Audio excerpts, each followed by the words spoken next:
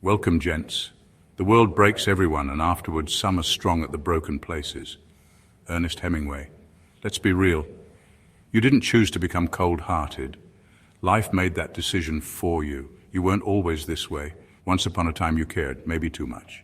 You gave people the benefit of the doubt, believed in loyalty, and thought your silence would protect you from the chaos. But experience taught you a brutal truth. Not everyone deserves access to your heart. You became a Sigma male, not because it was trendy or convenient, but because it was necessary. When the world kept demanding more and giving back less, you adapted. And that's not weakness, that's survival. The coldness people judge you for is not cruelty, it's self-respect wrapped in silence. But here's the part no one talks about. This path isn't easy. There's a cost to becoming cold-hearted. You lose things along the way. Trust, warmth, sometimes even yourself. But you're not broken. You're just done playing by rules that never served you. And if that makes you cold, so be it. Here's the truth. You're not cold-hearted. You're just tired of being played. And you're not alone in that. There's a reason you feel different, because you are different. And that difference is your greatest strength if you know how to use it. If you've ever wondered why you've grown distant or why it feels impossible to care the way you used to, this video is for you. Watch closely. You'll see yourself in it. And maybe for once you'll realize you're not crazy. You're just awake. Number 1.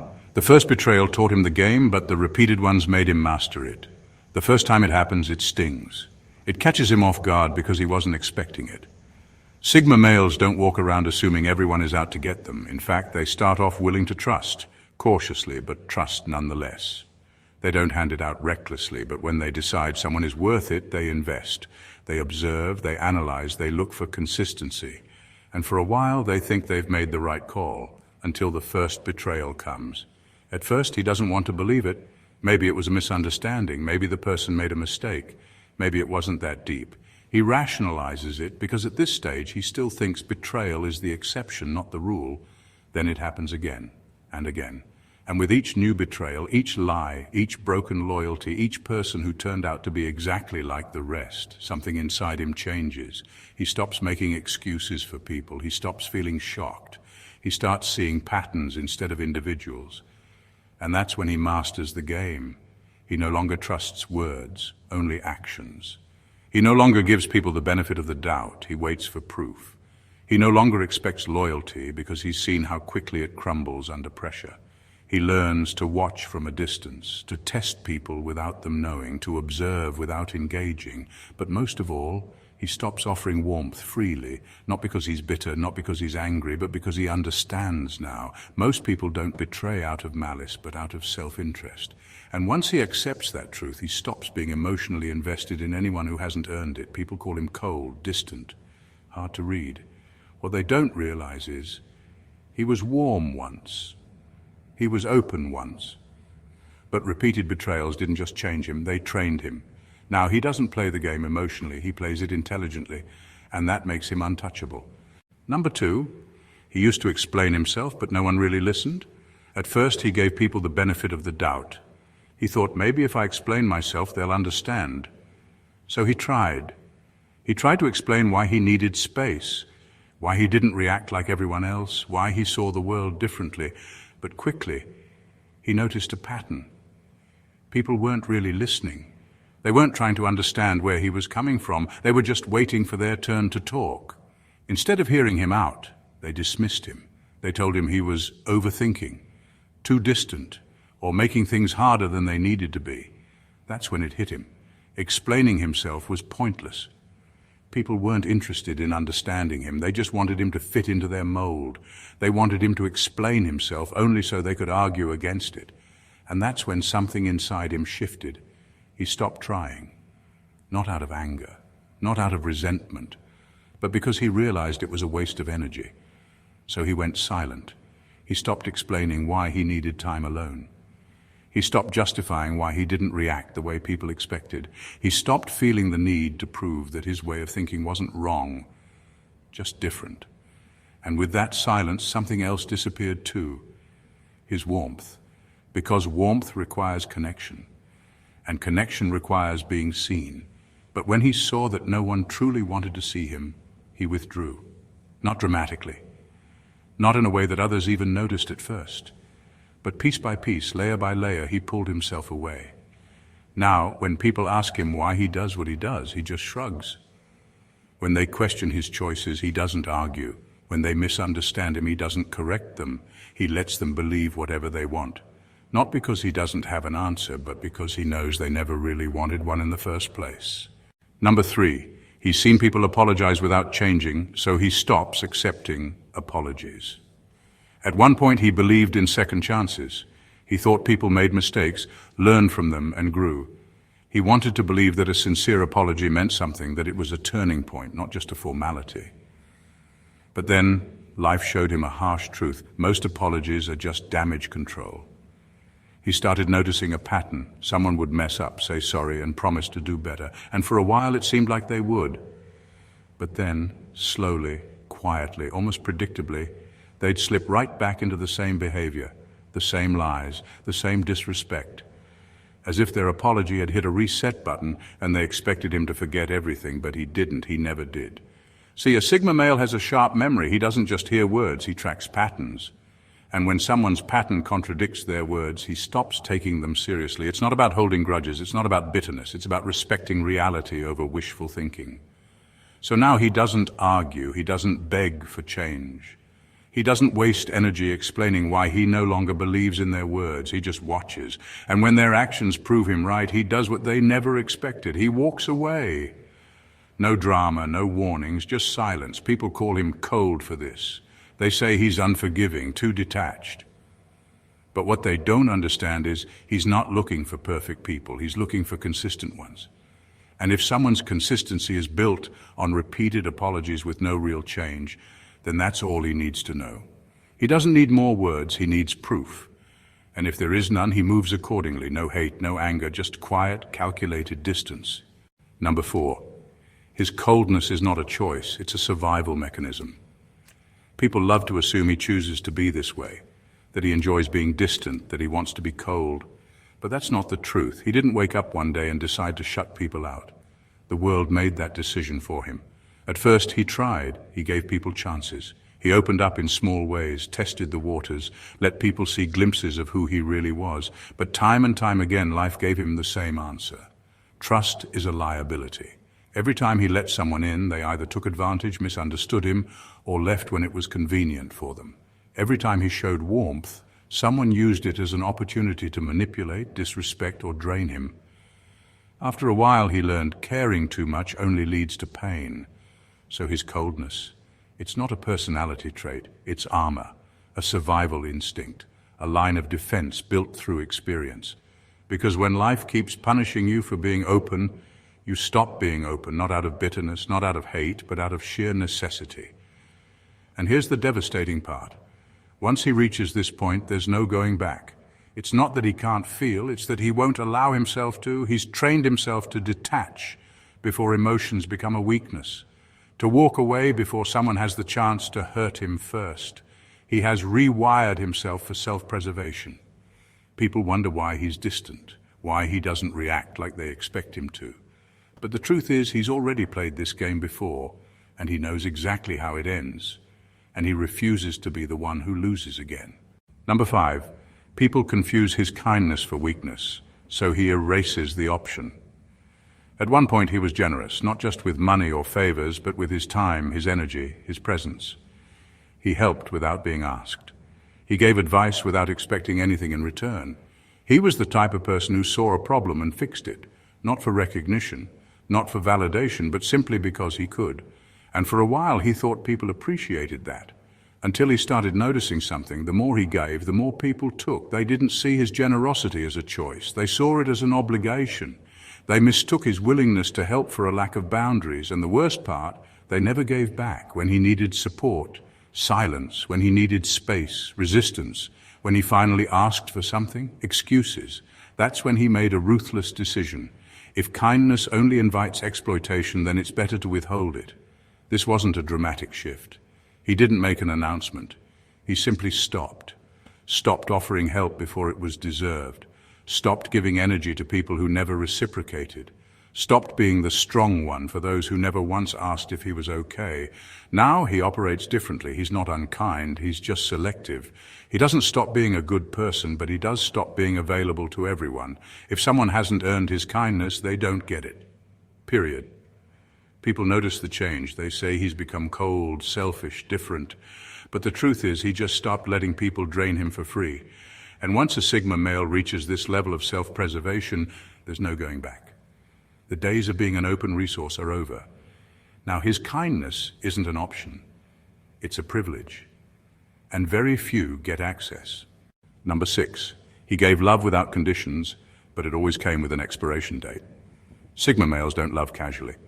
When they care about someone, it's not a surface-level attachment. It's deep, unwavering, and without conditions. He never loved for convenience, never based his feelings on what he could gain. When he loved, he gave everything, and that was his mistake. Because every time he let someone in, it ended the same way. Not necessarily with hatred, not always with betrayal, but always with disappointment. People say they want deep, unconditional love until they actually receive it. Then they start taking it for granted. They assume he'll always be there, always understanding, always willing to adjust himself to make things work. And when they get comfortable, they start pulling away.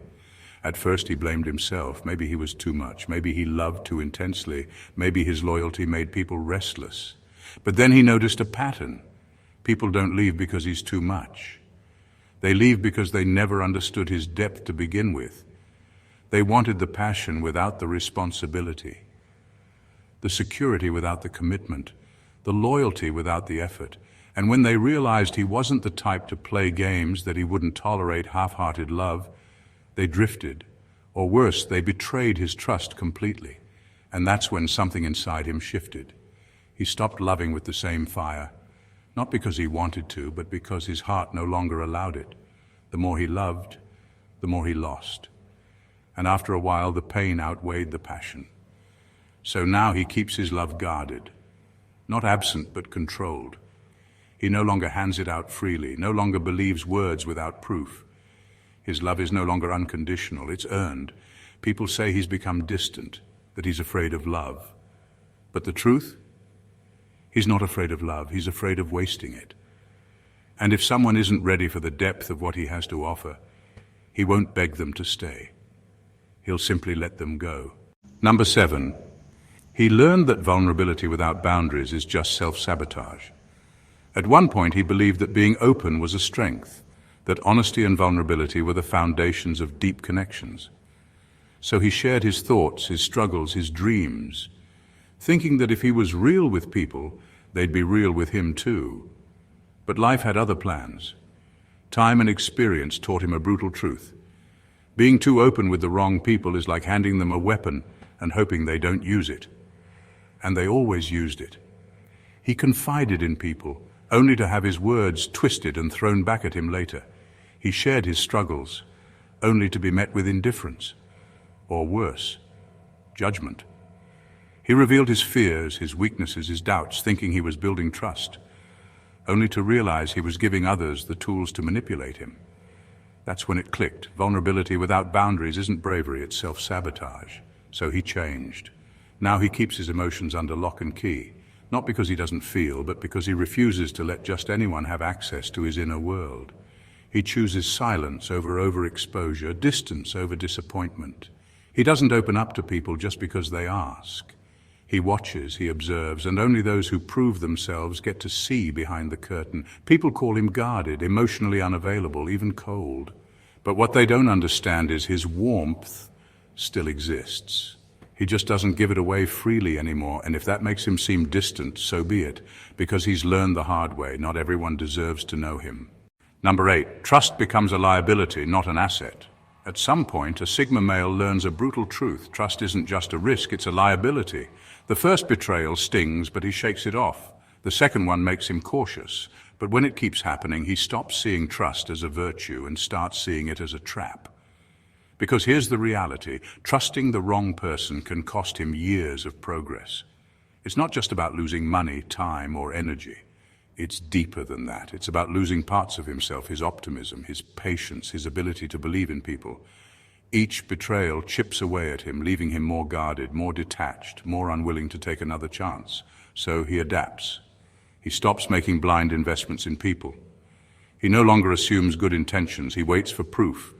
Every promise, every word, every act of loyalty gets analyzed. He watches how people behave when they have nothing to gain, because that's where their real character is revealed. And what does he find? That most people aren't trustworthy, they're just opportunistic. They'll stick around when it's easy, but the moment things get inconvenient, they disappear. That's when he makes a ruthless decision. He stops betting on others. If trust is a gamble where the house always wins, then the smartest move is not to play. He starts keeping things to himself. He stops sharing his plans, his struggles, his emotions, because every time he has in the past, someone has used it against him. And soon people start calling him distant, unapproachable, cold. But what they don't realize is he didn't choose this. He didn't wake up one day and decide to shut people out. The world taught him that trusting the wrong person even once can cost too much. And now he plays it safe. Number 9. Emotional intelligence becomes a burden in a way. At first, being able to read people feels like a superpower. Sigma males can spot dishonesty in a heartbeat, sense hidden intentions, and pick up on things most people miss. It should give them an advantage, right? But over time, they realize it's not a gift, it's a burden. Because now they see everything. They notice the fake enthusiasm in someone's voice, the subtle hesitation before a lie, the way people's words and actions never quite match up.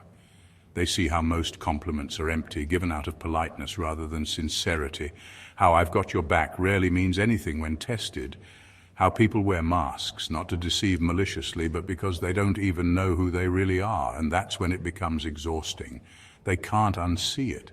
Every interaction feels staged. Every relationship starts to seem transactional. They realize that most people don't want to be understood. They just want to be accepted, flaws and all, without having to confront their own contradictions. So what happens? They stop engaging on a deep level, not because they don't crave connection, but because it's impossible to connect with someone when you see through every illusion they live by. They stop getting excited about meeting new people because, in the back of their mind, they already know how it will end. With another disappointment, another mask slipping, another forced conversation that leads nowhere. And so they withdraw. They keep their thoughts to themselves. They let others talk, pretending not to notice the lies and inconsistencies because correcting them is pointless. And eventually people start calling them cold, distant, hard to read. But the irony, they were never the unreadable ones. They just got tired of reading everyone else. Number 10, the weight of responsibility turns them numb. It starts off small. At first, you don't even realize it's happening. Someone needs help. You step up. A situation is falling apart. You handle it. People lean on you, rely on you, even expect you to come through because you always do. And for a while, it feels good. You tell yourself, I got this, I can handle it. But then something shifts. The weight keeps piling on. More problems, more expectations, more people who assume you're built to carry it all, and one day it hits you. When was the last time someone asked if I was okay? And that's when the numbness begins. See, people love a problem solver, but they rarely stop to think that problem solvers might have their own problems too. The world assumes Sigma males don't need help because they never ask for it. But that's the thing. They stopped asking because no one was listening. At first you might have hinted at your exhaustion, maybe you even opened up a little, but the responses were disappointing. Empty words, a quick "you'll be fine," or worse, a shrug as if your struggles weren't worth discussing. So you learned to keep it all in. You became the rock, the steady force, the one who never cracks. And over time, emotions turned into background noise. And then one day, you wake up and realize you don't care anymore. Not in a bitter way, not in an angry way, just detached. The weight of responsibility didn't just exhaust you, it rewired you. Now, when people come to you with their problems, you don't feel much. You still help, out of habit, not emotion. You still fix things, but without attachment. It's not that you want to be cold, it's that you learned the hard way. If no one cares about your struggles, why should you care about theirs? Number 11. They realize most people aren't as deep as they pretend to be. Sigma males don't just seek connection, they seek depth. They crave conversations that go beyond the surface, relationships built on something real and people who think for themselves. But reality hits hard. They start to notice that most people don't actually have original thoughts. They don't question things, they don't challenge ideas, they just repeat what they've heard. The same recycled opinions, the same trendy beliefs, the same predictable small talk disguised as deep conversation. At first he tries. He asks thought-provoking questions. He brings up ideas that go against the norm. He digs beneath the surface, hoping to find something real. But time and time again he's met with blank stares, deflections, or the classic, "Why do you have to overthink everything?" That's when it clicks. Most people aren't looking for depth, they're looking for comfort. They don't want to challenge their beliefs, they just want validation. They don't want real conversations, they just want entertainment. They don't want truth, they want what's easy to digest. And so he withdraws. Not out of arrogance, not because he thinks he's better than everyone else, but because engaging feels like a waste of time. The conversations feel repetitive, the relationships feel hollow, the emotional investments feel pointless. He stops chasing connection and starts observing instead. He watches how people interact, how they blindly follow trends, how they latch onto whatever idea makes them feel included. And while others mistake his silence for shyness or coldness, the truth is simple. He's just not interested.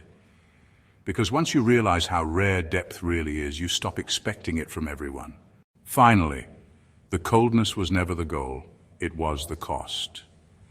Sigma males don't set out to become cold. They don't wake up one day and decide to shut people out. No, it happens slowly, through betrayals that taught them not to trust, through disappointments that forced them to adapt, through a world that took their kindness for granted until they had nothing left to give. But here's the truth. Their coldness isn't who they are, it's what they had to become. When people call them distant, detached, or unemotional, they don't realize what came before. They don't see the years of giving without return, of trusting only to be deceived, of caring for people who didn't care back. They don't understand that this version of the Sigma male, the one who keeps to himself, who trusts few, who doesn't waste energy on unnecessary connections, isn't a choice, it's survival. But here's where wisdom comes in. Being cold-hearted doesn't mean being empty. It doesn't mean losing your ability to feel. It means choosing where to invest your energy. And if experience has made you more selective, more guarded, more independent, that's not a weakness. That's evolution. Because at the end of the day, the Sigma male isn't bitter. He's not angry. He's just done wasting time on things that drain him. So if you find yourself becoming colder, don't see it as a flaw. See it as a refinement, a sharpening, a necessary shift that allows you to move smarter, trust wiser, and protect your peace. But here's the key. Never let the world make you numb to the things that still matter. Keep your fire, even if you shield it from most. Keep your depth, even if only a few ever see it. Be cold when necessary, but never forget, you are still in control of who gets to see the warmth beneath it all. Thank you for watching, gents, and God bless you.